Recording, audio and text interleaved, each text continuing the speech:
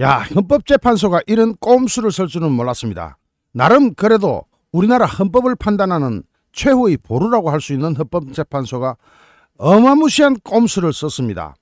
헌법재판소는 오늘 원래 24일로 예정되어 있었던 이진숙 방송통신위원장의 탄핵심판 마지막 변론을 내년으로 늦췄습니다. 왜 늦췄을까요? 이진숙 방통위원장 이거 마지막 변론이기 때문에 이 마지막 변론만 끝나면 바로 판결을 해야 되죠. 심판을 해야 됩니다. 헌법재판소는 판결이라고 안 하고 심판 결정이라고 하죠.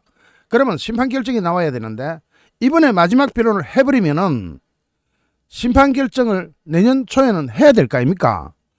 그걸 안 하기 위해서, 그걸 못한다는 것을 자기네가 너무나 잘 알기 때문에, 더군다나 이진숙 방송통신위원장에 대해서 만약에 결정을 내리부르고 나면 6명에서 될 수도 없지만 자기네들이 막 불법을 각오하고 결정을 내린다고 하면은 대통령에 대해서는 어쩔 겁니까? 대통령 탄핵 심판은 어쩔 거예요? 그것도 6명으로 출발하고 6명으로 결정 내린다고? 자, 이거는 불법입니다. 제가 누차 강조해왔던 23조 말고 오늘 하나 더 할 거예요. 오늘 하나 38조도 이야기할 텐데, 재판부는 재판관 7명 이상의 출석으로 사건을 심리한다라고 되어 있죠. 요것을 9명이 있을 때, 원래 9명이 꽉 차 있을 때 이진숙 건에 한해서는 6명으로 심리를 할 수 있도록은 해놨습니다. 그 결정문을 보면은 청구인 이진숙 해가지고 이진숙 개별 사안이라고 딱 명시가 됐습니다. 그런데 이진숙 개별 사안을 윤석열 대통령한테 확대시키고자 하는데 6명 가지고는 안 됩니다. 7명이 돼야 돼요. 특히 결정을 할 때는, 탄핵의 결정을 할 때는 6명으로는 안 됩니다. 탄핵을 결정한다? 결정은 이제 마지막 심리 다 끝내고 마지막에 하는 거 아닙니까? 마지막에 가서는 6명이서 할 수가 없어. 자기네들도 가처분에도 해당 안 된다는 것을 헌법재판소 재판관들도 다 안다는 이야기야. 그러니까 안 되겠다 싶어가지고 이진숙 방통위원장 건을 연기를 함으로써 6명으로 대통령 탄핵심판건을 심리는 할 수 있도록 그런 근거를 만들겠다. 그러면은 예를 들어서 가처분 건이 이진숙에서 끝나버리면은, 가처분 건이 끝나면은 가처분이 더 이상 유효하지 않죠. 가처분이 끝났으니까. 그래서 가처분이 끝나지 않도록 이진숙을 연기한 겁니다. 이걸 가지고 조선일보에서는 야, 조선일보 수준이 이렇게 낮을 줄 몰랐네.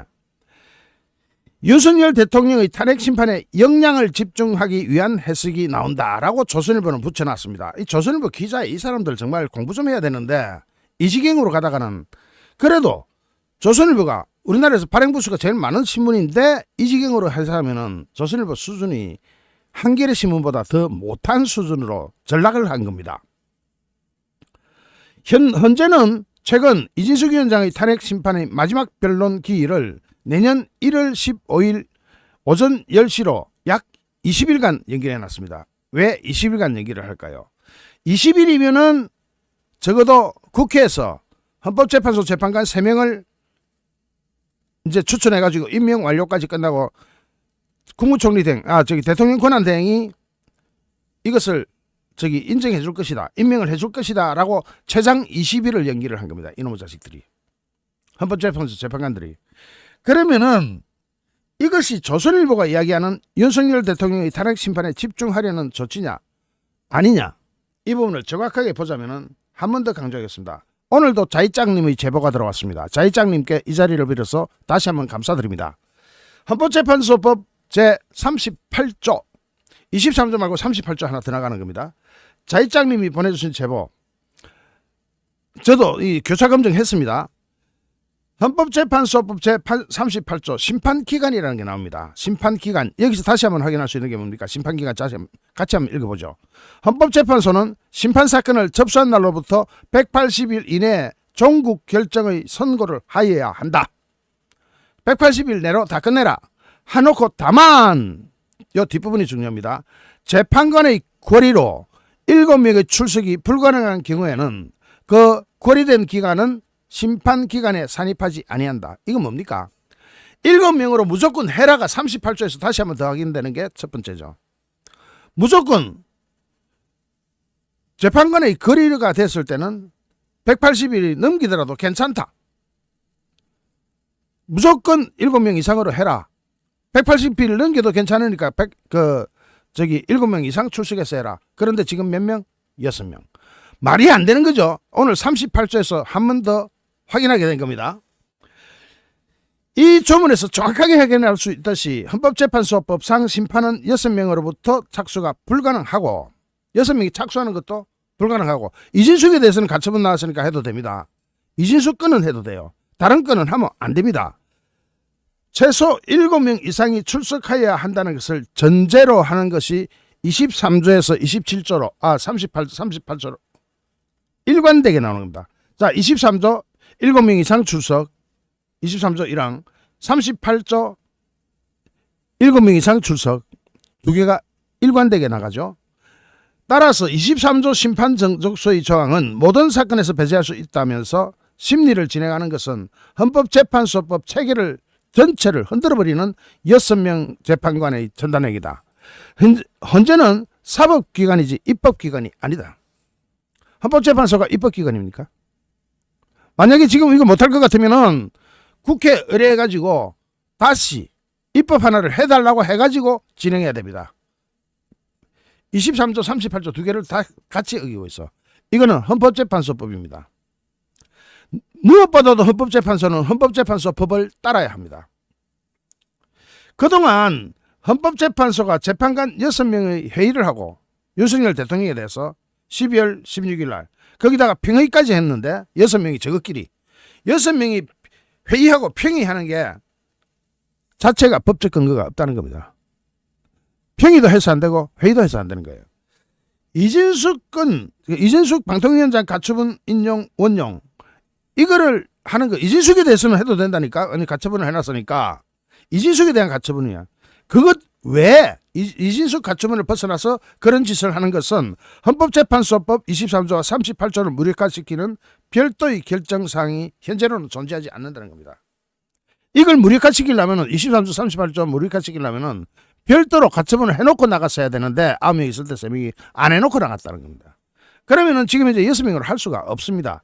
그래서 자기네들이 겨우 이것을 가처분 어쩌고 하는데 이 가처분 이런 건은 백철안에 거부권 없습니다. 이 헌법재판소는 거부권 없습니다. 자, 이 우리가 좀 똑똑해야 돼요. 좀 잘 알아야 됩니다. 의문 나는 거 있으면 저렇게 박창환님처럼 적어 주시면 제가 이 발견하게 되면 답변을 해드리겠습니다. 이진숙 가처분 결정은 9명이 있을 때 했지만 그 9명은 6명이 되는 상황에 대비해서 어떠한 법적 근거를 마련해 두지 않고 퇴임을 해버렸습니다. 이진숙 건에서만 해놓고 퇴임을 해버렸습니다. 6명은 이진숙 개별 가처분에 대해서 심판주체 적격성을 스스로 부여하면서 모든 사건을 처리하고 있는데 이진숙 건을 벗어나는 것은 안 된다 이겁니다. 그래서 심지어는 이런 엄청난 논란이 되는 쟁점을 국민들한테 소상히 밝히지 않고 어물쩍 헌법재판소끼리 꼼수를 쓰면서 넘어가고 있습니다. 자, 사안의 중대성에 비해서 헌법재판소의 허약한 논리가 붕괴될 경우 모든 것은 원점으로 회귀하면서 7명 이상으로 처음부터 새로 출발해야 됩니다. 헌법재판소는 그걸 알고 있어요. 알고 있어가지고 이진숙 건 이거 처분 내리고 나면 결정 나가고 나면 전국 결정 선고가 나가고 나면은 뻥이다. 다 틀렸다. 윤석열 대통령 심한부 탄다. 이걸 쟤들이 알아. 발견한 거야. 드디어. 우리가 떠들어서 발견한 건지 저끼리 발견했는지는 모르겠지만은 그래가지고 헌법재판소가 이준석 건이라도 물고 늘어지자. 이준석 건의 가처분이라도 살아있어야 대통령을 탄핵 심판할 수 있다라는 결정에 이르는 겁니다. 그래가지고 오늘 아침에 헌법재판소가 이준석 건 가처분을 쭉 늘려버렸습니다. 이준석 건이라도 살아있어야 자기네들 논리적 명분 그것도 틀린 거지만 23조를 어긋나게 하는 거지만 그 가처분이라도 매달려 있어야 겨우 자기네들 논리를 뒷받침해 주니까 이진숙 건을 쫙 늘려버리는 사건이 오늘 발생했습니다. 그리고 조선일보, 중앙일보, 동아일보 공부 좀 해라. 당신네들 성향이 뭔지는 옛날부터 알고 있었는데 박근혜 대통령 탄핵 심판 때도 알고 있었는데 아니 공부는 좀 해야 될 거 아닙니까? 법 적어도 38조나 23조는 찾아봐야 되는 거 아닙니까? 헌법재판소가 꼼수를 부렸습니다. 불법적인 꼼수를 부렸습니다. 이거는 그냥 넘어갈 수가 있는 사항이 아닙니다. 대통령께서도 대통령 변호인한테도 이런 사안이 전달된 것으로 저는 보고 있습니다. 대통령께서도 걔들이 뭐 서류를 내라 말아라 하는데 이거 100% 불법이니까 응하지 마십시오. 안 응해도 됩니다. 헌법재판소 니들이 무슨 권한으로 서류를 내라 말아 그래. 6명끼리 모여가지고 무슨 서류를 내라 말아라고 하고 있냐고. 그거 불법이야. 7명 채워가지고 해. 7명을 채울 수 있을런지 없을런지는 모르겠지만은 더군다나 지금 헌법재판소 재판관 후보자의 남편이 또 문제가 생겼어. 어마무시한 문제가 또 생겼더라고. 그러면 그것도 오늘 제가 또 팔 텐데. 자, 요거 헌법재판소 지금 이제 니들이 무슨 권한으로 지금 대통령을 오라가라 해.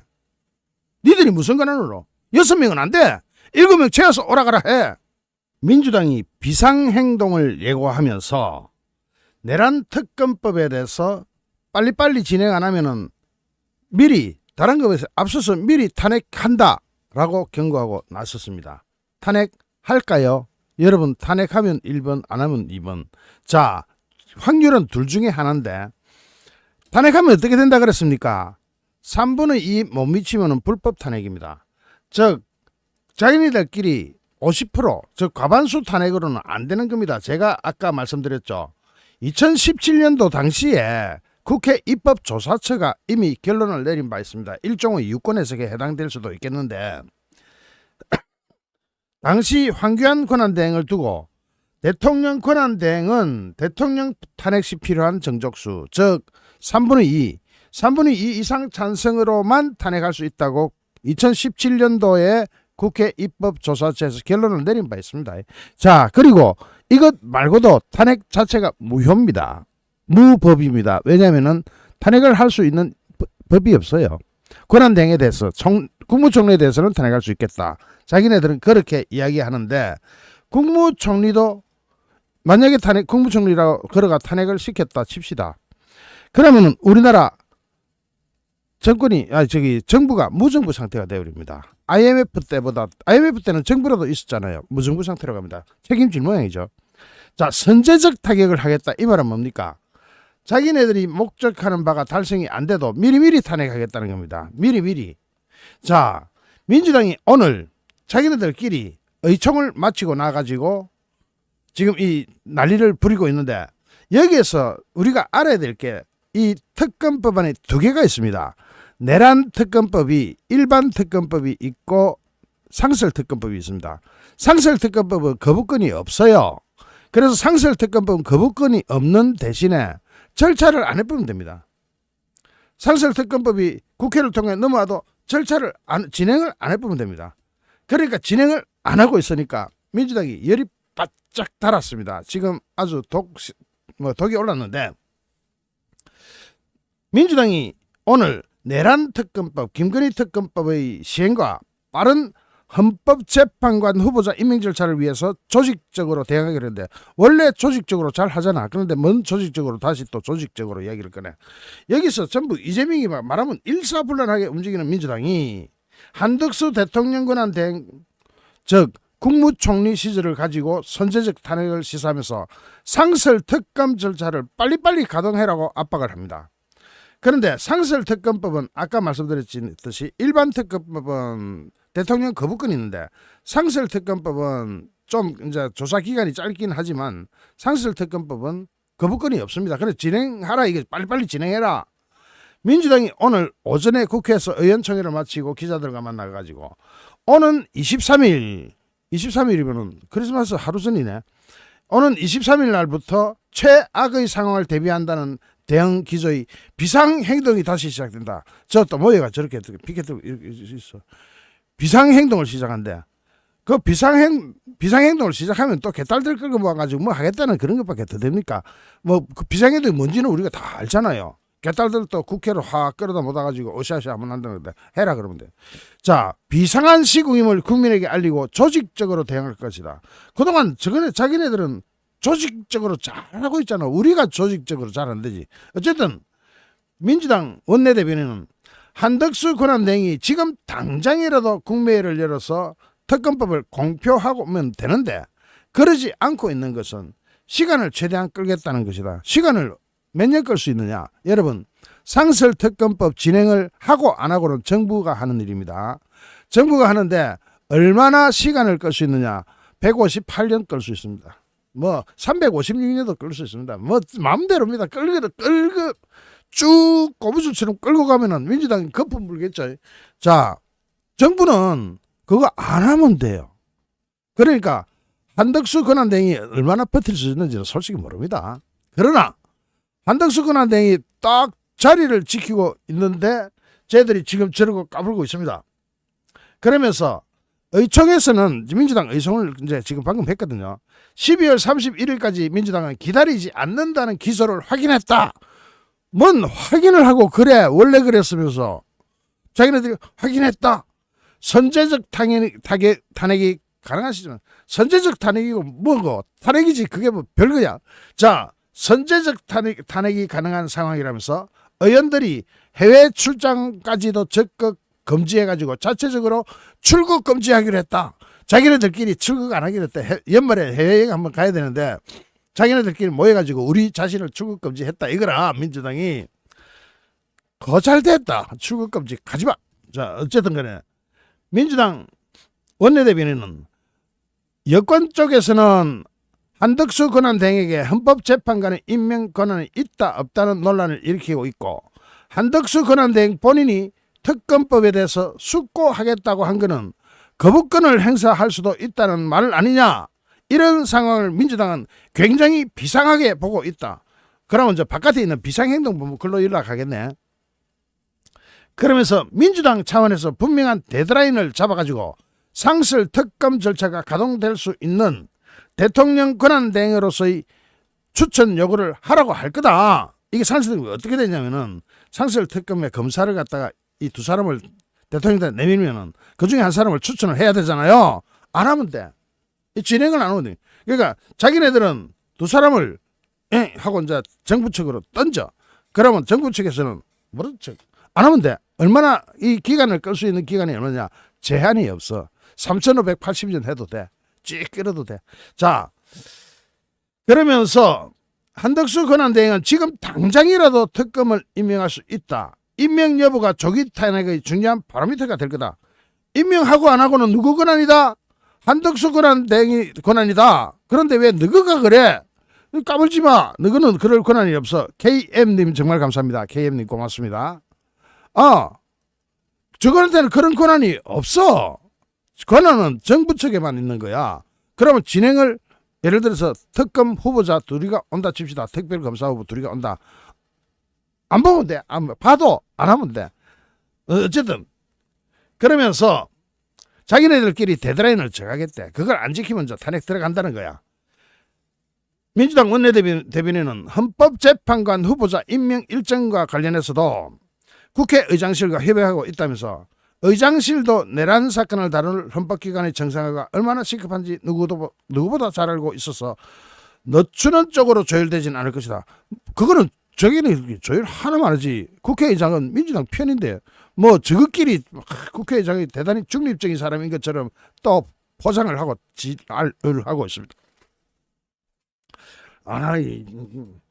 어쨌든 지금 국민의힘 의원 등 여권 관계자들이 내란 동조 행위 까불고 있네 하면서 내란의 선전행위가 도를 넘고 있다고 판단해서 법률적 대응을 적극적으로 하기로 했다. 석동현 씨에 대한 석동현 변호사야? 왜 씨야? 어쨌든 석동현 씨에 대한 고발을 포함해서 비슷한 발언을 한 사람들에 대한 고발 조치에 가급적 신속하게 나서기로 했고 여기에는 국민의힘 의원들도 포함될 수 있다고 전했습니다. 국민의힘 의원도 고발하겠다. 그 전에 국민의힘 의원보다 내가 더 많이 했으니까 나부터 고발해봐. 가면 나 할 말 많어. 나부터 고발해버리니까 할 말이 무지하게 많다니까 그게 돼서. 어쨌든 고발을 아주 또 딱 무기로 꺼내드는데 석동현 변호사에 대한 고발 조치, 국민의힘 의원들에 대한 고발 조치. 국회의원까지 갈 거 뭐 있어. 나한테 띄워봐. 그러면서 민주당은 개별 의원들은 가능한 한 언론에 적극적으로 대응하기로 했고 당의 입장을 적극적으로 국민께 알리는 운동을 해달라는 요청이 있었다. 그러면서 결론이 딱 떨어지면서 아까 제가 예측한 그대로 장외 집회를 적극적으로 나가자는 논의를 하기로 했다. 바깥에 나간다는 뜻이야. 무슨 192석의 위력을 가진 데가 바깥으로 자꾸 기어나가. 자, 어쨌든 민주당은 오늘 의총에서 총 86건의 민생법안을 처리할 것을 목표로 정했는데 일부 법안은 이미 당론으로 채택됐고 다른 법안도 조만간 당론 채택 절차가 있을 예정인데 이것도 86건 오면은 딱 보고 민생하고 관련 없다면 전부 다 거부권 행사하면 돼. 벌써 한덕수 총리가 거부권 행사 시작했잖아. 6건 이제 거부권 했잖아. 자, 그러면서 본회의와 무관하게 상임위원회를 풀 가동하기로 했다는 게 원내의 단일한 지침으로 또 상임위원회 그것도 국회 방송을 통해서 중계가 되니까 그 카메라 들이대고 그 카메라를 보면서 자기네들 적극적인 프로파간다를 해대겠다 이거야. 프로파간다가 뭡니까? 빨갱이들이 쓰는 선전선동이지 뭘. 그러면서 민생법안의 패스트트랙 지정도 검토했지만 상당수의 법안이 여야 협의가 진행되고 있는 점으로 확인돼서 일단 여야 협의를 진행해서 합의 통과하겠다는데 여야 합의 안 하면 거부권이야. 자, 여기에 대해서 한덕수 총리가 굉장히 세게 나갑니다. 아주 배짱. 이번에 거부권 행사하는 거 보셨죠? 모르겠습니다. 얼마나 더 세게 나갈지는 몰라요. 그런데 민주당 애들보다는 한덕수 총리 머리가 훨씬 더 좋습니다. 하버드 박사를 1년 만에 패스한 사람 아닙니까? 이 우리나라에서 이승만 대통령이 하버드 출신이죠. 그리고 프린스턴 대학 출신인데 한덕수 총리는 석사 2년 만에 박사 1년 만에 땡쳐버려서 그 당시 깜짝 놀라는 사람들이 많았습니다. 미국에서. 1년 만에 박사 땡 했던 사람인데 너희보다는 머리가 좋아 이 사람아. 자, 어쨌든 간에 지금 한덕수 총리는 힘내야 될 게 있습니다. 그래서 제가 오늘 잠시 막간을 이용해서 한 1시간 동안만 잠시 여론조사를 돌려봤습니다. 아직 우리가 대권 얘기할 때는 아닙니다. 그런데 한덕수 총리에 대한 어떤 것을 보기 위해서 잠시 해봤는데 한동훈 제외 차기 대권 후보로는 누가 책임자일 것 같습니까? 그러니까 오세훈 6%, 홍준표 11%, 다른 사람 35%, 한덕수가 47% 나왔어. 1만 명이 투표한 게 1만 명이. 한덕수 총리 국민이 이렇게 밀어주고 있으니까 한덕수 총리 소신 가지고 끝까지 고. 이거는 진짜로 뭐 무조건 못 먹어도 고 아니에요. 이거 먹을 수 있는 거예요. 자, 이기는 게임이니까 왜 이기는 게임이냐? 법이 그래. 법이 만약 탄핵 제가 계속 밀어붙여가지고 한덕수 총리 탄핵시키고 계속 저렇게 나가면은 국가가 무정부상태 됩니다. 이거는 아까 제가 알려드렸듯이 그 비상계엄 국무회의에 참석했다고 요거 가지고 탄핵하겠다는 거거든요. 그러면은 윤석열 대통령하고 한덕수 총리가 그 참석에 있어서 그걸로 날린다 그러면 최상목도 앉아 있어서 이 기획재정부 장관이자 경제부총리잖아. 그럼 이게 한덕수 총리 다음으로 해당되는 사람인데 이 두 사람 날라가면은 헌법에 의해서 국무회의 의석수 헌법 88조에 나오는 15명이 깨지기 때문에 국가 무정부 상태로 갑니다. 자, 그런 거를 쟤들이 알고나 있을까 모르겠는데 그러고 또 쟤들이 탄핵해봐 3분의 2로 해야 돼. 만약에 탄핵 자체가 불가능하지만 그래도 한다면 대통령에 준해서 해야 됩니다. 대통령 권한대행이니까. 그러면 대통령 권한대행은 필요시 의결정족수가 국회 3분의 2야. 한번 통과시켜봐. 안 될 걸 가지고 왜 큰소리 쳐. 자, 이거는 한덕수 총리도 알고 있는 거고 민주당도 알고 있는 거예요. 왜냐? 2017년도에 국회 입법조사처에서 미리 해석을 해놓은 거예요. 그러니까 자기네들도 지금 펄쩍펄쩍 뛰는 거야. 그러니까 안 되면은 장외로 나가겠다. 나가! 뭐 국회에서 장외로 나갈 때 장외로 나가면은 세비 없다. 이런 법을 또 만들어야 돼. 국회에서 할 일을 가지고 장외로 자꾸 뛰나면 그날은 세비 없다. 뭐 세비 없애야 되는 게 한두 건이 아니지만 특히 이것도 그래요. 어쨌든 한덕수 권한대행 끝까지 버텨주십시오. 상설특검 가동을 미루는 게 아니라 안 하면 돼. 얼마나 안 할 수 있느냐. 이게 제한이 없어. 이 법이 그래. 제한이 없어요. 상설특검 오더라도 거기에 대한 특검 임명권 이게 정부에 있는 거예요. 특별검사 임명권 두 사람 추천했잖아요. 그러면 두 사람 중에 한 사람을 선택해서 특별검사로 임명해야 되는데 그 권한은 정부에 있어. 행정부에 있는 거야. 그는 쉽게 말하자면 한덕수 총리 손에 있는 거야. 한덕수 권한대행이 그 권한을 가지고 있기 때문에 쟤들이 아무리 압박해도 안 하면 돼. 그러면 속 물러 터지는 건 누구겠습니까? 민주당이 속이 터지지 우리가 속이 터지겠습니까? 이거는 세계의 대결입니다. 역사적인 대결이에요. 정말로 역사가 오늘 하루하루 한 시간 막 역사가 빠르게 진행되고 있는데 이 역사의 순간에 역사의 대결에서 한덕수 총리가 이기면은 대박이 터져버립니다. 한덕수 총리 물러나지 마십시오. 국민이 응원하고 있습니다. 아유 저도 이거 보고 진짜 깜짝 놀랐네. 다음 차기 대권 뭐 언제가 될지는 모르지만 제가 잠시 해보고 내렸습니다. 이런 거는 오래 하면 안 되는 거예요. 그래 1만 명 돌파할 때 내렸는데 오후 2시에 시작해가지고 보니까 1만 명 중에 47%가 한덕수래. 저도 깜짝 놀랐습니다. 오세훈하고 홍준표하고 다른 사람 다 합쳐도 안 돼. 한덕수가 전부 짱이야. 우리 보수파에서. 자 어쨌든 간에 제가 왜 이걸 하느냐. 한덕수 응원하기에 가장 좋은 데이터라서 이걸 응용하는 겁니다. 한덕수가 지금 버텨줘야 되니까. 그래야 윤석열 대통령이 빨리빨리 돌아오고 윤석열 대통령이 사니까. 윤석열 대통령을 돌아오게 하기 위해서는 한덕수 대행을 살려놔야 됩니다. 한덕수가 자꾸 버텨줘야 돼요. 민주당이 뭐라 하면 계속 버텨줘야 돼. 특히 헌법재판소 재판관 3명 안 하면 돼. 안 해야 돼. 한교안 때도 안 했잖아. 미루면 돼. 그런 배짱을 한덕수한테 불어넣어줘야 됩니다. 자, 어쨌든 민주당이 코미디를 또 시작했습니다. 우리가 이길 수 있도록 우리가 이깁시다. 똘똘 뭉쳐서 이깁시다. 그리고 지금 현재 이 방패막이는 한 사람한테 주어져 있기 때문에 응원을 보내지 않을 수 없습니다. 윤석열 대통령이 헌법재판소가 보낸 탄핵심판 관련 서류를 5일째 수령하지 않고 있다고 온갖 언론들이 다 떠들어대고 있습니다. 그런데 말입니다. 그러면 정식 송달을 하면 돼요. 그런데 지금 헌법재판소가 송달 간주라는 이야기를 꺼내가지고 제가 오래간만에 법 공부 오지게 해버렸습니다. 지금 헌법재판소가 시도하고 있는 송달 간주는 불법입니다. 윤석열 대통령은 이걸 피할 생각이 없어요. 뭐냐? 정면으로 부딪혀서 싸우겠다고 했거든요. 그래서 변호인단을 구성하고 있습니다. 변호인단 구성되면은 변호사가 수령하면 돼요. 변호사한테 보내주면 돼. 이재명 케이스하고는 다릅니다. 이재명은 반질반질 도망을 다녔고 윤석열 대통령은 주소도 명확해요. 지금 거기 계시지 않습니까? 관저에 계시지 않습니까?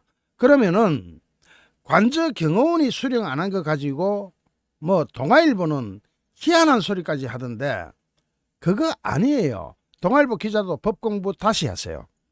이거는 윤석열 대통령이 계속 서류 송달을 거부하면 이후 심판 진행 절차가 어려워질 수 있다라고 조선일보가 내리 갈겼던데 윤석열 대통령은 서류 송달 거부 안 해요. 서류 송달 윤석열 대통령이 정면으로 이야기한 게 정면으로 맞서서 싸우겠다고 했습니다. 그럼 송달 받으시겠죠? 언제 받느냐? 변호사 준비되면 받는다 이 말입니다. 이재명 케이스하고 달라요.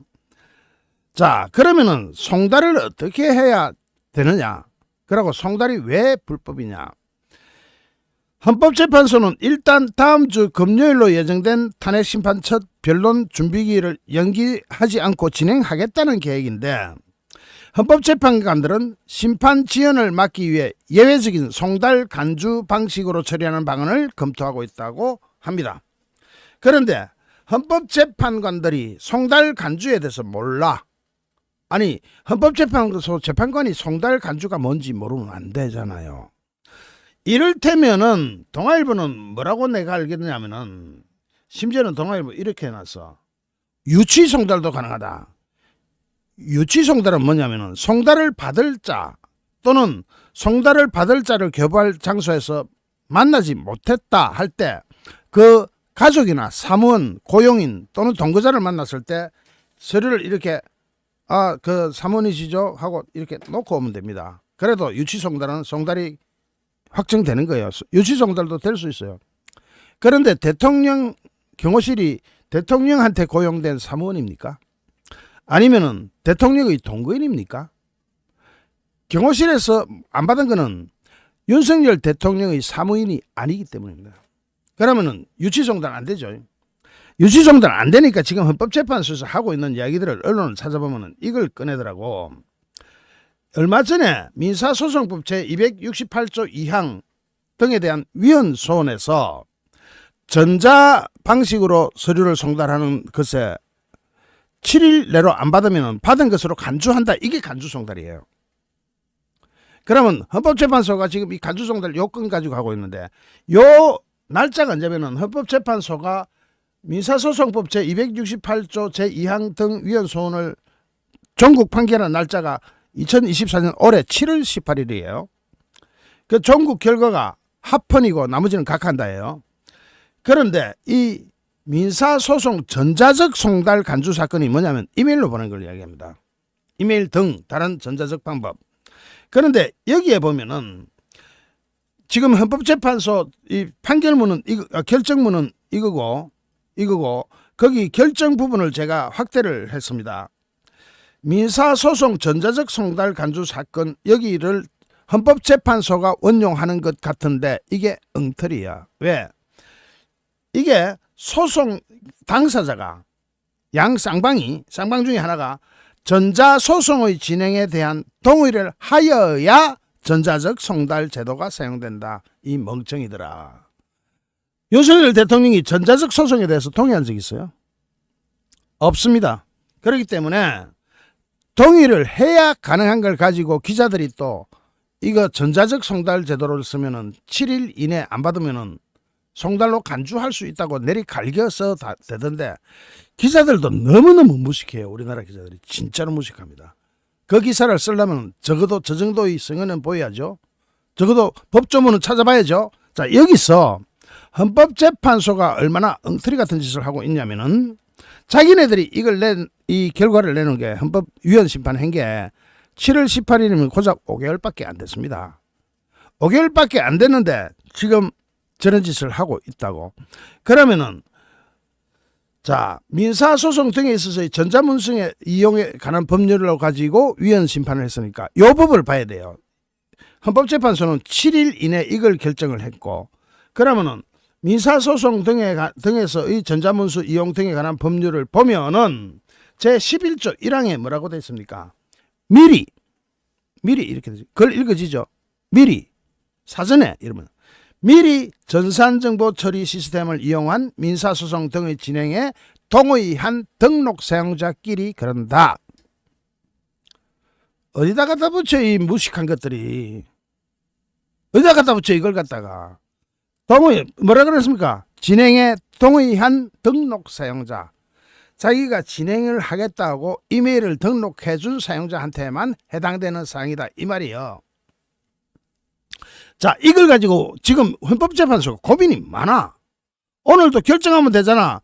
간주하겠다 라는 게 아니고 간주할 것을 검토한다. 자기네들도 알아요. 적어도 알아. 자, 여기서 이진이라고 하는 헌재 공보관은 오늘 기자단 브리핑을 열고 윤석열 대통령에 대한 문서는 아직 미배달 상태다. 자, 자기도 인정하죠. 미배달 상태다. 배달 안 됐다 이 말입니다. 그러면서 전날 어제 재판관 평의에 송달을 포함한 변론 준비 절차 진행 상황이 보고됐다. 어제 이 헌법재판소 재판관 6명이 모여가지고 이 골 때리는 사건에 대해서 자기네들끼리 의논을 해서 그걸 평결이라고 해요. 자, 어제 이 건 가지고 헌법재판소 재판관 6명이 평결을 했는데, 그래서 재판관들이 인식을 공유하고 있다면서 오늘 오전까지 윤석열 대통령이나 탄핵을 소추한 국회 측에서 추가로 접수한 서면은 없다라고 말했는데, 어제 평의 열어가지고 평을 열었으면 결정을 내든지, 결정 내면 불법이거든. 그러면은 결정을 어제 평의를 열었는데 결정을 못 내고 송달 간주 방식으로 처리하는 방안을 검토하고 있다. 결정이 송달 간주 방식으로 처리한다라는 결정이 평의 6명 열었으면은 지금 헌법재판소 법 제가 오늘 다 뒤져봤고, 민사소송 전자적 송달 간주 사건에 대한 판례도 헌법재판소 판례입니다. 판례도 다 뒤져봤고, 그랬더니 이 헌법재판소 재판관 6명이 편결을 열어놓고도 결론을 못 낸 거야 오늘. 이게 지금 제가 최대한 쉽게 설명한다고 하는데 아직도 못 알아들으시는 분이 계시면 처음부터 다시 보셔야 돼요. 이거 굉장히 쉬워요 알고 보면. 자, 헌법재판소는 지난 16일부터 매일 윤석열 대통령 측에 탄핵 심판 관련 각종 서류를 보내고 있는데 이게 도착을 안 했다 이 말이지. 헌법재판소 공보관이 뭐라 그랬다고? 미발송 상태다 이 말이야. 미발송. 헌법재판소 공보관이 미발송이라고 하잖아. 이진이라는 사람이. 자, 그러면은 16일에는 탄핵 심판 접수 통지 그리고 출석 요구서, 답변 제출 요구서 등을 발송했는데 17일에는 비상계엄 관련 국무회의 회의록, 계엄사 포고령 등을 내라는 명령 공문을 보냈다고 하는데 대통령은 못 받았어. 이재명처럼 못 받은 게 아니고 경호원들이 꺼내버린 거야. 받을 수가 없는 거지.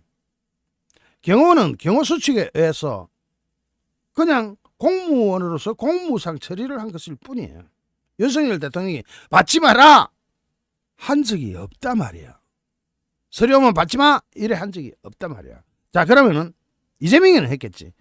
여기서 이 서류들은 인편, 우편, 전자발송을 통해서 대통령실과 관저 등에 여러 차례 전달됐지만 경호처 수치 거절, 수취인 부재 등의 사유로 송달에 실패하거나 반송이 돼 갔습니다. 여기서 경호처에서 왜 수취를 거절할까? 이거 보면은요, 경호처 근무하는데 어떤 수칙이 있을 거 아닙니까? 쓸데없는 서류는 받지 마라 하고 돼 있을 거 아닙니까? 자, 경호처 판단은 경호처가 판단하는 것이고 대통령의 판단은 아닐 수 있다. 이진 공보관은 오늘 오전에도 우편 집배원이 방문했지만 경호처에서 나 책임 못 지겠다 못 받겠습니다. 아유 나 그런 거 받기 싫어요 하고 돌려보내봤다 이 말이야. 그래서 배달 간주를 검토하고 있는 것 같습니다. 재판관들이 모두 종합적으로 검토하고 있다라고 이진은 이야기하는데 아니 어제 평에 열어가지고 이 부분에 대해서 그렇게 숙고를 하고도 결론을 못 내? 평에 열었잖아. 평결 열었잖아. 열어놓고 6명이 모이가 머리를 싸매도 이게 답이 안 나오니까 결론은 못 내는 거 아니야 이거 말이야. 그러고 나서는 억지로 송달 간주로 해가지고 어느 법을 주소될는지 모르겠지만 그렇게 법을 주소되면 제가 또 가만히 있지 않지. 얘들이 무슨 액션 하나 할 때마다 내가 다 보고 다 분석하고 있으니까. 자, 헌법재판소는 오는 27일로 예정된 첫 변론 기일은 일단 그대로 진행한다는 계획인데 하거나 말거나 윤석열 대통령이 불응하면 기일이 미뤄질 수밖에 없습니다. 헌법재판소가 윤석열 대통령 측의 답변서 없이 기일을 열 수도 없어. 답변서가 없는데 어떻게 기일을 열어? 이에 대해서 이진 헌재 공보관은 재판관들이 그건 결정할 사항이다. 다음 주 월요일에 송달 간주 여부 등을 결정해서 알리겠다. 아니 어제 이 송달 간주 문제로 모여서 저희끼리 평의를 했는데 왜 23일로 미루겠냐 이 말이야. 왜 미루겠냐 이 말이야. 이거는 제가 정확하게 맞습니다. 왜냐 여기에 대해서 오늘 아까 방송 끝내고 나서 계속 요놈의 것만 가지고 파고 들어갔네요. 파고 들어가 보니까 헌재가 법을 어기었어. 법을 어긴 게 겁이 나가지고 헌재도 결론을 못 내. 뭔 이런 사건이 있어. 송달 간주라는 거는 윤석열 대통령한테 해당사항 없음. 하면 안 됨. 하면 불법. 이게 여러분 뒤에 들으신 분들은 굉장히 어려울 수 있습니다. 앞에서 들으면 굉장히 쉬운데 중간에 들어오거나 뒤에 들어가지고 이거 들으시는 분은 헷갈릴 수 있어요. 처음부터 딱 들어보시면 바로 딱 이해가 됩니다. 헌법재판소가 시도하고 있는 송달 간주는 불법성이 있기 때문에 헌법재판소가 어제 평의를 열었음에도 불구하고 결론을 못 냈습니다. 적어도 답 찾기 힘들 겁니다. 23일날 무슨 수로 답을 찾아내요? 못 찾을 겁니다. 찾는다 하더라도 불법일 가능성이 높습니다. 그래서 윤석열 대통령이 탄핵 서류를 수령을 거부한다. 수령 거부한 적 없다니까. 경호실에서 나 이거 겁이 나서 못 받겠다. 가져갔어. 하면 못 받는 거예요. 그걸 어떻게 따져? 대통령이 시켰냐 안 시켰냐 증거 있냐 이 말이에요. 제가 그 무대포를 하는 거 아닙니다. 이 법 다 찾아봤습니다. 헌법재판소 법부터 해가지고 여러 가지 제가 여기에 관련된 법은 싹 다 찾아봤습니다. 오죽하면은 제가 민사소송 등에서의 전자문서 이용에 관한 법률, 이런 법률이 있는 줄이나 알았습니까? 이 법까지 다 찾아내가지고 다 쳐다봤겠습니까? 여러분, 헌법 제88조를 보면은 만약에 그럴 리가 없겠지만 한덕수 권한대행이 탄핵을 당하는 케이스를 상정하면은 그대로 국가 무정부 상태가 됩니다. 상태로 갈 위기가 됩니다. 우리는 IMF를 다 기억하고 있습니다. IMF는 그래도 정부라는 게 있었습니다. 그런데 만약에 한덕수 권한대행이 탄핵을 당하게 되면은 정부라는 게 없어지는 게 무정부 사태입니다. IMF보다 훨씬 더, IMF는 경제 문제죠. 무정부 사태가 되면은 국방, 외교, 경제 모든 것이 싹 다 무너집니다. 그런 위기가 올 수가 있습니다. 여기에 대해서 민주당도 이걸 알아요. 그래서 민주당도 이걸 안절부절 못하고 있는데 이 상황 좀 더 자세히 살펴보겠습니다. 그리고 속보 하나 먼저 전하겠습니다. 공수처 공조수사본부가 윤석열 대통령한테 출석 요구서를 보냈는데 날짜가 크리스마스입니다. 이런 무도한 놈들이 어디 있습니까? 성탄절에 조사받으러 나와라. 공수처 차장현 부장검사 명의로 작성된 출석 요구서입니다. 공수처 명의면 갈 필요가 있다 없다?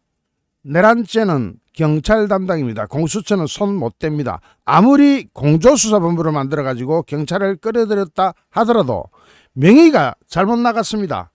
공수처 이 차정현 부장검사 명의로 작성됐다면 갈 필요가 전혀 없습니다. 부르는 것 자체가 불법이기 때문입니다.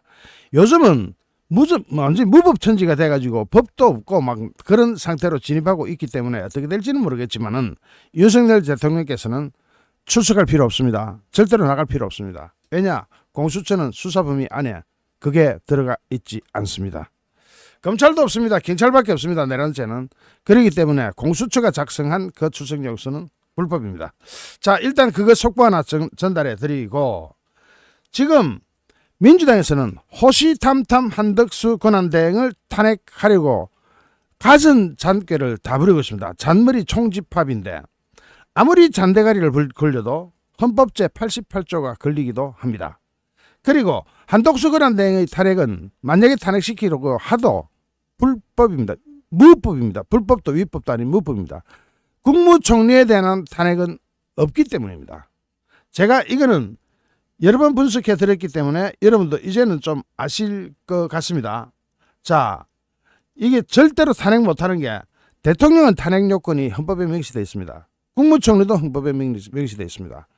대통령을 하려면 3분의 2입니다. 국회 재적의원은 3분의 2, 국무총리는 과반수, 민주당은 국무총리로 걸고 과반수로 통과시키고자 합니다. 그런데 지금은 국무총리가 아닙니다. 권한대행으로 바뀌었습니다. 권한대행에 대한 규정은 없습니다. 첫째는 대행에 대한 탄핵은 법에 없습니다. 없기 때문에 권한대행에 대한 탄핵은 불가능합니다. 만에 하나 대통령에 준해서 할 수 있다는 입법조사처의 그게 있기 때문에, 유권 해석이 있기 때문에 그렇게 될 경우는 3분의 2가 돼야 됩니다. 대통령에 준해서는 탄핵시킬 수 있다는 거죠.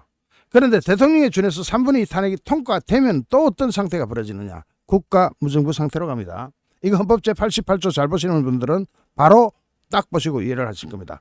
자, 여기서 이제 이거 케이스의 경우의 수는 다 짚었습니다. 그러니까 민주당이 잔대가리를 굴립니다. 뭐라고 하느냐? 민주당이 이 사안을 두고 그러면은 대행에 대해서는 3분의 2가 돼야 되니까 국무총리 시절에 있었던 걸로 탄핵하겠다. 그러니까 권한대행에 대해서는 3분의 2가 돼야, 재적인 3분의 2가 돼야 탄핵안이 통과된다고 입법조사처가 이걸 유권 해석을 내려놨기 때문에 민주당도 꼼짝 못하고 3분의 2에 걸리잖아요.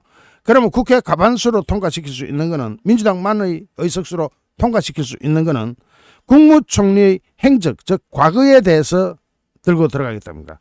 그러니까 국무총리가 과거에 무슨 잘못을 저질렀느냐? 바로 이 계엄 선포를 하기 위한 국무회의를 열었을 때 거기에 참석했다는 겁니다. 그런데 만약 그게 참석한 것이 찬성이냐 반대냐도 중요하고 참석한 자체 가지고 문제를 건다면은 그 당시 참석자들이 누구냐? 그 당시 참석자가 윤석열 대통령, 한덕수 총리, 그리고 부총리가 기획재정부 장관 최상목입니다. 자, 한덕수 총리하고 최상목도 같이 있었죠.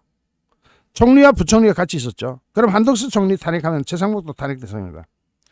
그러면 둘 다 비상계엄 국무회의에 참석했다는 이거 가지고 탄핵하겠다고 한다면 그 당시는 참석하기 전에는 국무총리 직급이었으니까 국무총리로서 참석했으니까 이거 가지고 탄핵하겠다고 한다면은 한덕수 총리와 최상목 총리가 같이 걸려버립니다. 그러면 두 사람이 없어지면 어떻게 되느냐? 자, 이렇게 이거 한덕수 총리 혼자만 할 수가 없어요. 자기네들이 순차적으로 한다고 해도 최상목 총리가 그럴 리가. 자, 여기서 입법조사처가 한 것부터 보겠습니다. 2017년 박근혜 전 대통령 탄핵 국면 때도 이런 일이 벌어졌습니다. 당시 황교안 대통령 권한대행이 특검 수사기간 연장 요청을 거부하자 민주당하고 야3당 황교안 권한대행에 대한 탄핵 소추안을 발의하기로 했다가 바른정당이 동참하지 않아가 추진이 무산됐는데 그 당시에 국회 입법조사처가 뭐라 그랬느냐? 대통령 권한대행은 대통령 탄핵 시에와 똑같이 대통령 탄핵 시에 필요한 정족수 재적 의원 3분의 2 이상 찬성으로만 탄핵할 수 있다는 해석을 내놨습니다. 자, 입법조사처에서 나왔습니다. 그럼 3분의 2 되면 어떡하느냐? 한덕수 총리 탄핵에 대해서 3분의 2가 될 경우나, 자, 그러면은 여기서 민주당이 잔대가리 굴린 게 내용이 아까 말씀드렸지만 한 번 더 말씀드릴게요. 한덕수 총리가 대통령 권한대행을 맡기 직전에 있었던 사유, 즉 비상계엄 국무회의에 참석했다는 그 사유로 탄핵 소추하는 방안을 검토 중인 걸로 알려지고 있는데 민주당 지도부가 뭐라 그랬냐? 총리 시절에 비상계엄 심의 국무회의에 참석 등을 소추 사유로 넣으면은 총리 탄핵 정족수를 적용하는데 무리가 없다. 즉 과반수로도 된다 이겁니다. 과반수로도 된다. 자, 자기네가 그러면 총리를 탄핵하는 그걸로 가가지고 과반수로 총리 탄핵을 시켜버리면 권한대행도 자동으로 날아가지 않느냐 이거예요. 그게 민주당이 잔대가리입니다. 그러면은 총리 시절에 비상계엄 참석했다고 탄핵 소추 정족수를 적용하겠다. 과반수 통과를 시킬 수 있겠다. 과반수 통과가 총리는 되니까. 그런데 국민의힘 관계자는 현재 대통령 권한을 대행하는 사람을 총리 자격으로 탄핵 소추하겠다는 것은 법을 자기 마음대로 해석하는 것이라면서 웃기지 말라고 국민의힘에서는 이야기하고 있는데 그래도 다수당은 민주당입니다. 자, 그러면 과반수로 탄핵할 수 있는 방법을 제대로 찾았다. 야호! 하겠죠. 국무총리로 탄핵하겠다. 그러면은 이것은 말이 안 되는 거니까 어디 가서 따져야 됩니까? 이거는 또 헌법재판소로 가야 됩니다. 그런데 헌법재판소에 가기 전에 이것부터 우리가 봐야 됩니다. 헌법 제88조 국무회의 조항입니다. 국무회의는 대통령 국무총리와 15인 이상 30인 이하의 국무위원으로 구성한다. 몇 명 이상? 15명 이상. 자, 헌법 제88조에 따르면 국무회의가 14명 이하로 15명이 무너지면 구성정족수 미달로 위헌이 됩니다. 자, 그러면은 현재 지금 아슬아슬하게 16명으로 구성되어 있거든요. 한덕수 총리 포함해가지고 16명. 그러면 16명에서 한덕수 총리가 탄핵당하면은 국무위원 한 사람만 사표 딱 넣으면은 나라가 무너집니다. 정부가 없어집니다. 그러면은 왜 14명으로 가느냐? 이것은 민주당에서 답변을 줘야 됩니다. 그 잔대가리로 답변 한번 해보세요. 자, 여기 14인 이하로 떨어지면 어떻게 된다 그랬죠? 그걸 따지기 전에 당시 국무회에 참석했던 사람이 대통령, 한덕수 총리, 그 다음에 우리나라 제1부총리라고 하는 최상목 부총리, 기획재정부 장관도 그 당시 국무회의에는 참석했습니다. 그러면은 같이 나가야 됩니다. 그러면 한덕수 총리 탄핵하고 최상목을 대행한다 하면은 최상목도 똑같은 상황에 걸려있기 때문에 대행이 될 수가 없죠. 국무회의 14명 되면 국가무정부 상태로 간다 그랬죠. 당시 IMF는 국가라는 존재는 그래도 있었습니다. 그래서 해결할 수 있었습니다. 그런데 국가가 없어져 버리면 외교, 국방, 경제, IMF랑 비교도 할 수 없는 어마무시한 사태가 발생할 수 있습니다. 그러면은 최상목 기획재정부 장관 겸 제1부총리가 참석하지 않았더라면 좋았겠는데, 민주당이 바를 때, 민주당이 잔대가리로는 최상목 부총리가 참석을 해버렸단 말이에요. 그러면 민주당이 그걸 기화로 한덕수 총리를 탄핵할 수 있는 명분이 되냐? 명분이 안 되고, 오히려 최상목 총리까지 반발해가지고 나도 참석했는데 나도 탄핵해야지 왜 나는 탄핵 안 하냐 하면서 사표 내보면 땡입니다. 그러면 모든 책임은 민주당으로다. 국가 무정부 사태로 만드는 게 주범이 민주당이 돼버리는 기가 막힌 상황이 됩니다. 이게 헌법 제88조입니다. 자, 그러면은 지금 현재 상황에서 한덕수 총리는 뭐냐? 한덕수 총리 입장은 아주 단호합니다. 그러니까 경찰을 보내가지고, 민주당이 경찰을 보낼 리는 없었겠지만 어쨌든 경찰이 한덕수 권한 대행을 비공개로 불러가지고 수사를 했다는 겁니다. 탄핵으로 안 되니 수사로 급주자는 거죠. 협박입니다. 자, 뭐 조사하고 말고 뭐 조사 받은 거 이거 가지고 이야기를 하자는 게 아닙니다. 경찰 간부들 지금 경찰적에는 이미 경찰청장도 지금 자리를 비워버려 구속돼 버렸습니다. 경찰청장도 없어졌고 지금 지휘계통도 막 이상하게 돌아가고 있는 경찰들이 한덕수 총리를 비공개로 불러서 조사했는데, 이때 조사할 때 국무인 저는 그 당시 참석했던 여기 있었던 사람 전원이 가가 조사를 받았던 겁니다. 자, 지금 이제 이렇게 마구잡이로 조사를 해야 됩니다. 이 사람들 다 가가 조사받았습니다. 그러면 이 사람들 이 장관들 기분이 좋겠습니까?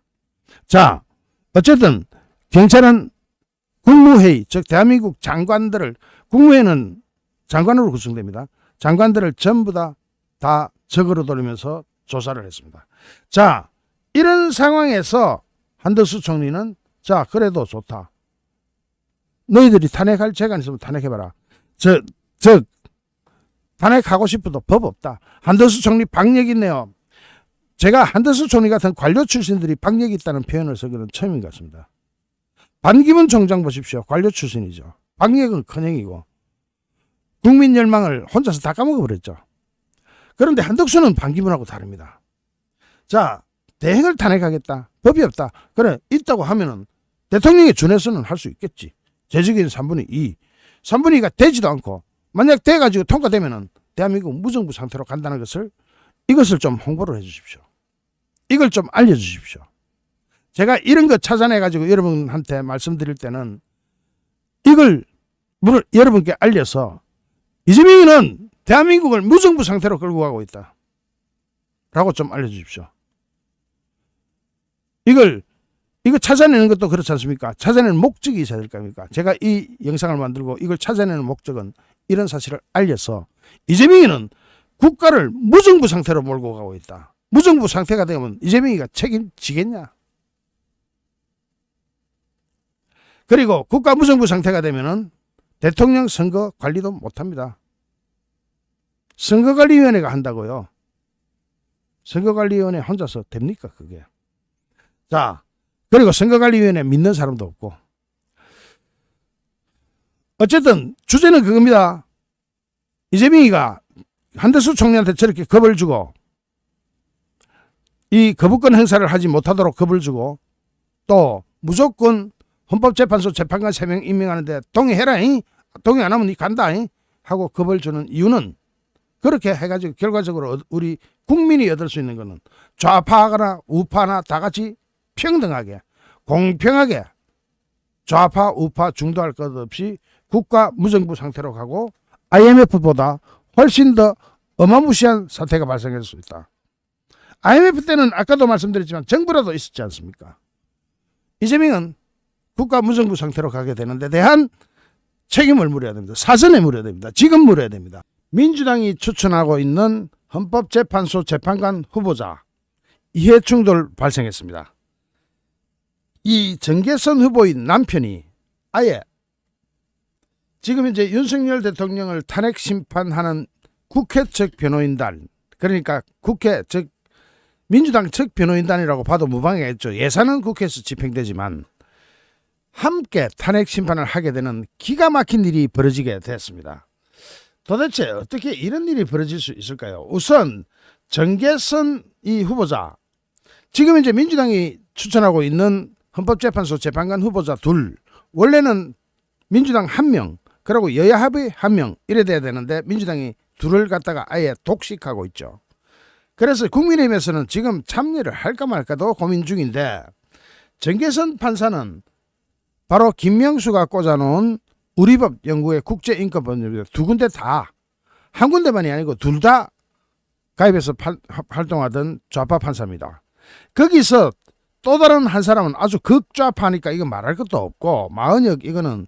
그런데 마은혁에 대해서는 전에 제가 말씀드렸죠. 1987년도에 결성된 사회주의 지하혁명 조직 인천지역 민주노동자연맹 인민노련의 핵심 멤버였습니다.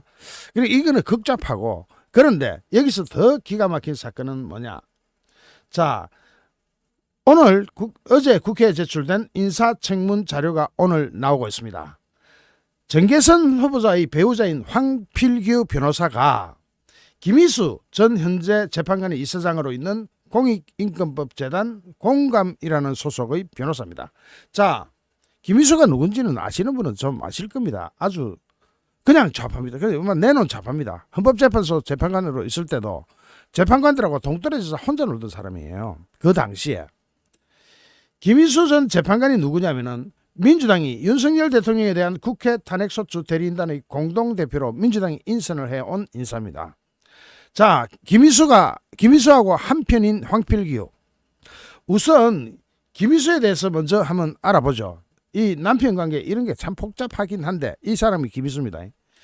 김희수는 전북 고창 출신이고 전 헌법재판관 출신입니다. 그리고 1953년인데 김희수 전 재판관은 민주당이 윤석열 대통령에 대한 국회 탄핵 소추인단 대리인단 공동대표, 대리인단 중에서도 그냥 변호사가 아니라 공동대표급 변호사, 전 헌법재판소 재판관 했으니까 민주당이 볼 때는 아싸 우리 편이다 싶었겠죠. 저거 편 맞습니다. 판결 성향을 보면 전형적인 좌파입니다. 헌법재판소 내에서도 좌파적 의견을 많이 냈던 유명한 변호사였고, 박근혜 대통령 때도 참가했던 변호사입니다. 실제로 헌법재판관들의 재판 분석 결과 다른 재판관들로부터 고립되었다는 분석이 많이 나왔고, 2012년 당시 민주통합당 추천으로 임명됐던 김희수는 다른 재판관들은 아예 스탠스가 완전히 달라가지고 혼자서 튀는 의견을 냈습니다. 소수 의견이라서 무시될 때가 많았죠. 그런데 박근혜 대통령 탄핵 심판 때부터 유명해졌고, 2014년 헌법재판소에서는 통합진보당 통진당 해산 사건에서 여기서 정당 해산 선고가 나왔죠. 그때 헌법재판소가 통합진보당은 정당을 해산하라는 판결이 나왔습니다. 그런데 김희수 지원차서 반대 의견을 냈던, 기각 의견을 냈던 이 사람이 김희수입니다. 김희수를 우선 좀 공부하고 나서 다시 들어가 보겠습니다. 김희수 전 재판관이 이러한 아주 내놓은 좌파 헌법재판소 재판관 출신인데, 이 사람의 공감이라는 변호사단체, 여기 소속 변호사가 정계선의 남편 황필규입니다. 자, 국민의힘은 여기에 대해서 적극적으로 대응하겠다는 뜻을 내비쳤고, 국회 법사위 여당 간사인 유상범 의원은 정계선 후보자가 논란에 불구하고 이런 논란에도 불구하고 헌법재판소 재판관이 된다면 재판 결과의 공정성의 의심을 가질 수밖에 없을 것이다. 의심이 될 수밖에 없죠. 바로 저거 남편이 바로 탄핵 소추하는 그 팀에 들어가 있고, 민주당 팀이에요. 민주당 팀 국회목 거기에 들어가 있고, 그런데 부인은 여기 헌법재판소 재판관이 된다. 그러면 헌법재판소 재판관하고 판결을 의뢰하는 사람하고 같이 뽕짝뽕짝이 되는 거죠. 부부가 쌍으로 나란히 윤석열 대통령 탄핵 심판에서 결정권을 행사하게 됩니다. 이거는 전형적인 이해충돌 맞죠? 전형적인 이해충돌 맞죠?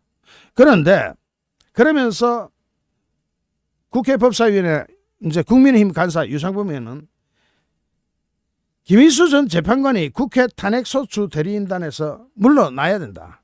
그런데 김희수가 물러나야 된다가 아니고 김희수 이전에 이런 사람을 헌법재판소 재판관으로 임명하고자 하는 민주당이 이 사람을 포기시켜야 됩니다. 즉 정계선 헌법재판소 재판관 후보자 자체를 반대해야 되는 거죠. 있을 수가 없는 일이니까 반대하는 겁니다. 이거는 전 세계도 없어요. 부부가 쌍으로 자 헌법재판소 재판관이 정계선이 된다 칩시다. 김희수 있고 그 밑에 황필규 있습니다. 이러면 판결은 보나 마나지. 이런 사람을 집어넣겠다.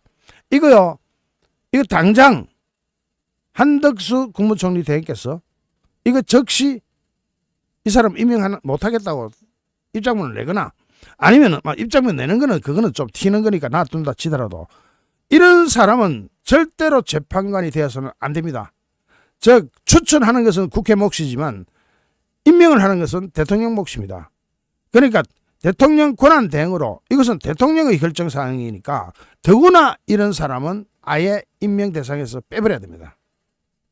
빼면은 더 지독한 마언핵이 남지 않느냐. 아이고 세 사람 재판관 중에서 한 사람 빠지면은 털리가 이빨이 빠져가지고 세 사람 다 안 되죠. 자 지금 여기에 대해서 정계선 후보 측은 김희수 전 재판관이 탄핵 대리인단 공동대표를 맡았다는 소식은 언론을 통해서 접했다. 야, 참 뻔뻔스럽습니다. 언론을 통해서 알았다. 그러면서 김희수 전 재판관이 사회봉사의 일환으로 해당 법인에서 이사장직을 맡은 걸로 알고 있고 이해관계 충돌은 없다고 지가 말합니다. 이해관계 충돌을 지가 판단할 수가 있습니까? 당사자 본인이 나는 이해 충돌 없다. 예를 들어 도둑놈이 도둑질 해놓고 나는 도둑놈이 아니다 하면 무죄가 되는 겁니까? 본인이 그런 판단을 해서는 안 되죠. 적어도 헌법재판소 재판관 정도의 물망에 오른 사람이라면 이런 낯뜨거운 해명은 하면 안 됩니다. 그리고 김희수 전 재판관이 헌법재판소 재판관이 사회봉사 일환으로 사회봉사의 일환으로 해당 법인에서 이사장직을 맡았다. 그래서 괜찮다. 그런데 사회봉사 하는데 왜 국회 탄핵소추인단 대리인에 들어갑니까? 그게 말이나 되는 이야기를 정계선 후보도 좀 어느 정도 생각을 하고 말해야지.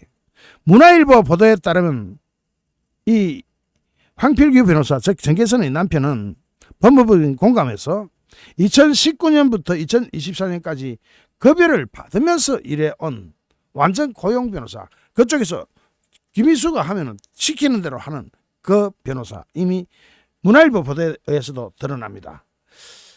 자, 여기서 또 황필규 변호사의 형이 누구냐면은 부산 고검장을 지낸 황철규 법무부인 해광 대표 변호사입니다. 그런데 이 황철규 대표 변호사의 장인이 누구냐면 고 김정길 아시죠?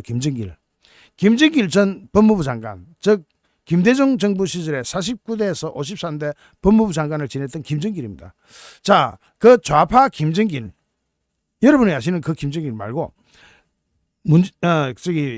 김대중 정부 당시에 49대 53대 법무부 장관을 지낸 김정길의 김정길의 사위인 셈이죠. 자, 장인이 김정길이고 황철규가 사위고 그 밑에 황필규입니다. 그리고 황필규가 어떤 성향이라는 게 딱 드러나죠. 그러면서 이쪽에서 즉 김희수 전 재판관이 속한 이 법무부인 공감에 거기 소속 변호사. 이렇게 되면은 부부가 같이 윤석열 대통령을 잡자 하는데 아주 호흡을 맞추고 쌍으로 날뛸 것이 분명합니다. 이거는 대표적인 이해충돌입니다. 대표적인 이해충돌 사항이죠. 그래서 이런 사람은 임명돼서는 안 됩니다. 그런데 민주당은 낯뜨겁게도 그런 이해충돌이 눈에 뻔해 보임에도 민주당은 이걸 강행하고자 합니다. 즉 지금 민주당이 추천한 사람은 둘 다 안 됩니다. 한 사람은 아예 극좌파 출신 아닙니까? 인민노련 출신 아닙니까? 인민노련. 이 인민노련이라는 데는 우리가 이야기하는 그야말로 사회주의 지하 혁명 조직 출신이고 극좌파입니다. 인민노련 핵심 멤버인 마은혁. 이 좌파들이 공부는 또 잘해가지고 또 이런 데 올라가긴 해. 자, 그러면서 이 마은혁도 마은혁인데 이 정계선은 남편이 그렇게 있으면은 둘 중에 한 사람은 빠져야 돼. 아니 둘 다 빠져야 돼. 김희수가 물러나든지 헌법재판소 국회 측 대리인단에서 빠지든지 아니면은 정계선이 물러나든지 실제로는 둘 다가 지금 말썽을 일으키고 이해충돌 사건이 발생했기 때문에 둘 다가 물러나야 됩니다. 이로써 한덕수 국무총리께서는 얘들을 이런 후한무치하게 작동시키고 있는 이 시스템에 대해서 선출된 얘들을 임명하지 않을 명분이 주어졌습니다. 헌법재판소 재판관 3명 임명하지 마십시오. 이런 사람 임명할 수가 없고 이해충돌 당사자를 임명한다는 것은 말이 안 되기 때문에 한덕수 총리께서 그렇게 말씀하셔도 됩니다. 아니 이해충돌 사건이 발생했는데 어떻게 임명하란 말이냐. 못해! 하고 딱 버틸 수 있는 명분을 저희들이 지금 오늘 제공했습니다. 이거 작은 사건 아닙니다. 어마무시한 사건입니다. 잠시 후 또 다른 주제로 여러분을 찾아뵙겠습니다. 시청해주신 여러분께 진심으로 감사드립니다. 여러분 고맙습니다.